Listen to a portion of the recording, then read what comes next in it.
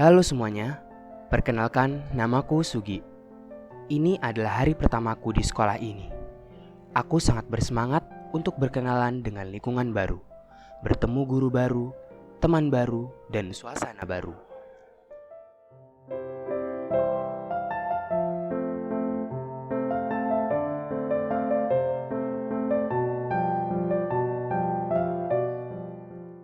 Kini tibalah aku di depan ruang kelas IPS 2. Aku pun masuk ke dalam kelas yang akan menjadi tempat aku menimba ilmu, sekaligus membangun kenangan bersama teman-temanku. Oh iya, sebelum itu,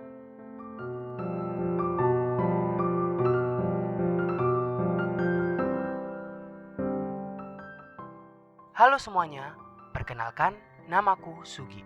Semoga kita dapat berteman baik ya.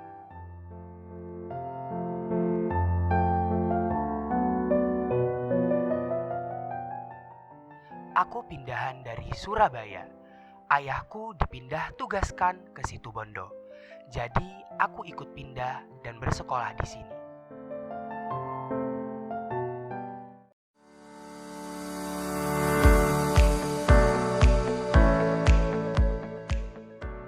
Matahari kembali menampakkan kehangatannya.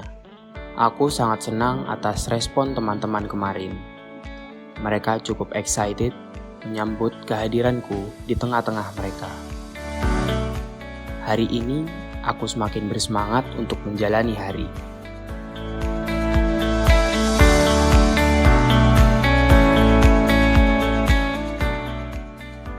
Hari ini diawali dengan pelajaran bahasa Indonesia.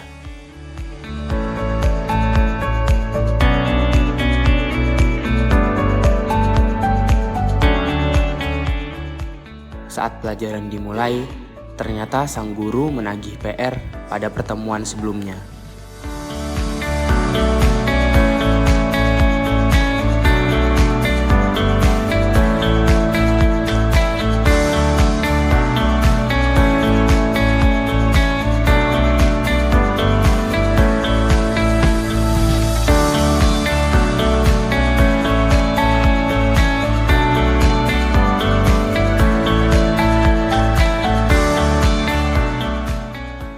Sebelum itu, beliau memintaku memperkenalkan diri. Karena aku adalah murid baru, maka guruku meminta untuk tugasku dikumpulkan di pertemuan selanjutnya.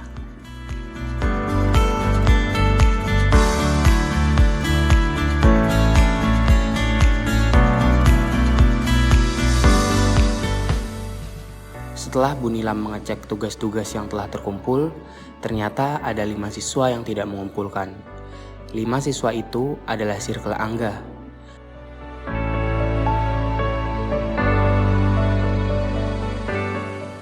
Bu Nilam pun menghukum mereka semua di depan kelas, di hadapan teman-teman yang lain.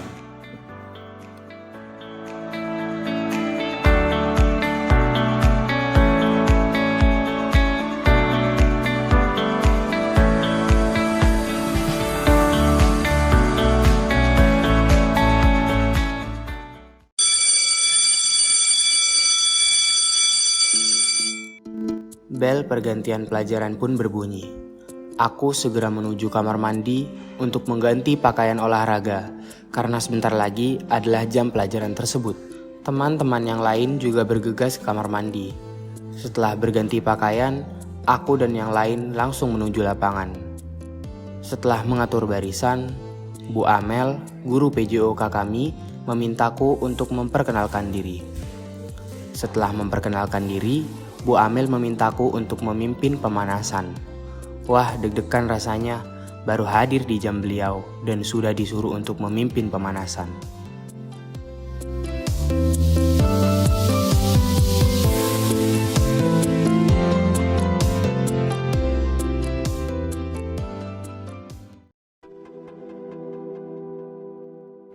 Wih, paling the best emang minum kopi dan gorengan tanpa harus antri panjang di kantin.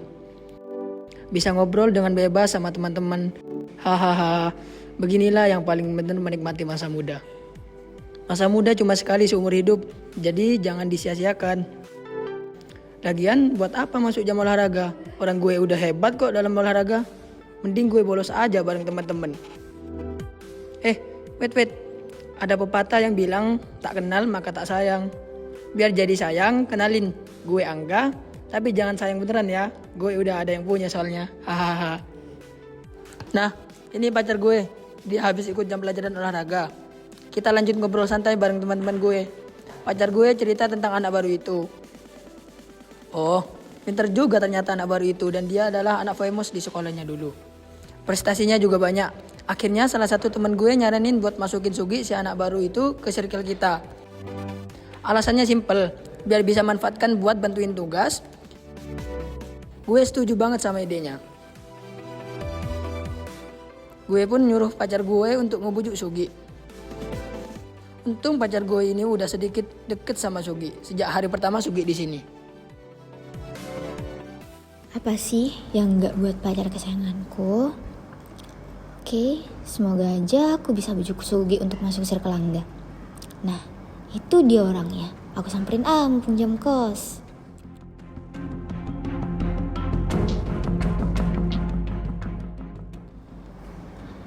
Aku mulai bicara semua kelebihan yang akan dia dapatkan kalau mau gabung ke circle Angga.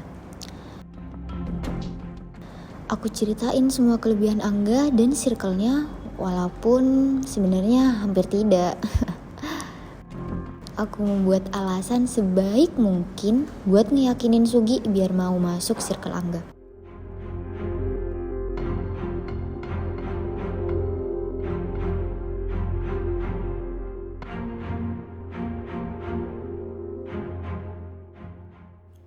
Akhirnya, aku bisa bujuk Sugi untuk masuk circle Angga.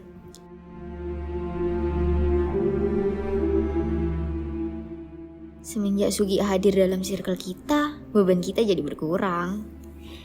Kita udah gak perlu pusing-pusing mikirin tugas yang menumpuk. Tinggal kita suruh aja Sugi buat ngerjain. Habis itu tinggal copy paste deh, selesai.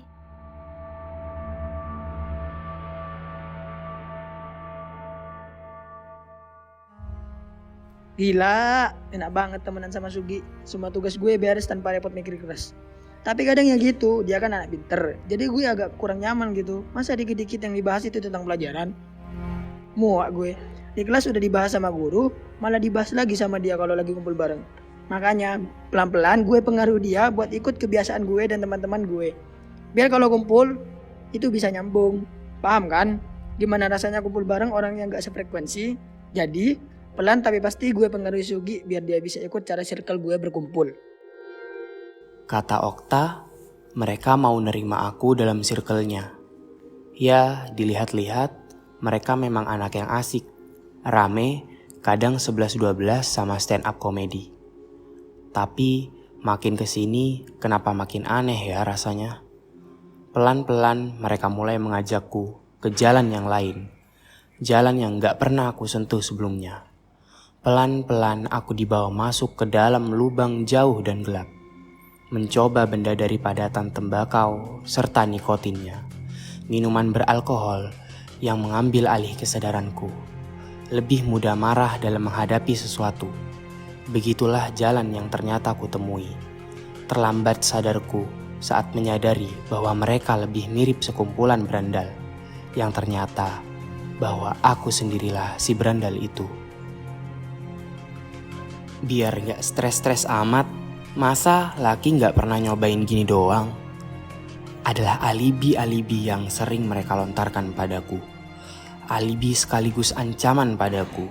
Tetapi nyatanya, kenapa aku malah benar merasakan apa yang mereka bilang?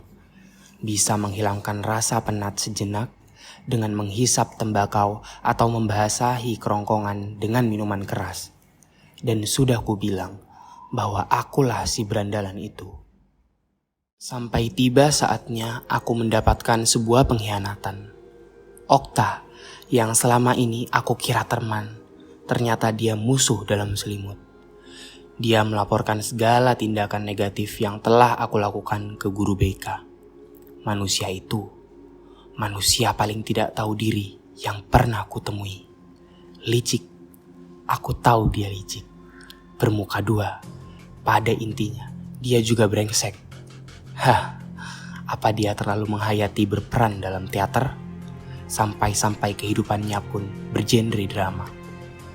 Apapun itu, aku sudah kesal. Lebih dari sebatang rokok. Pikiranku sudah benar-benar kalut ingin membawa diri ini sakit hingga tidak merasakan apapun. Oh, minuman-minuman ini pasti bisa membantuku. Aku harus berterima kasih kepada Angga karena dia yang membeli ini semua dan menyembunyikan di sini. Thanks, bro.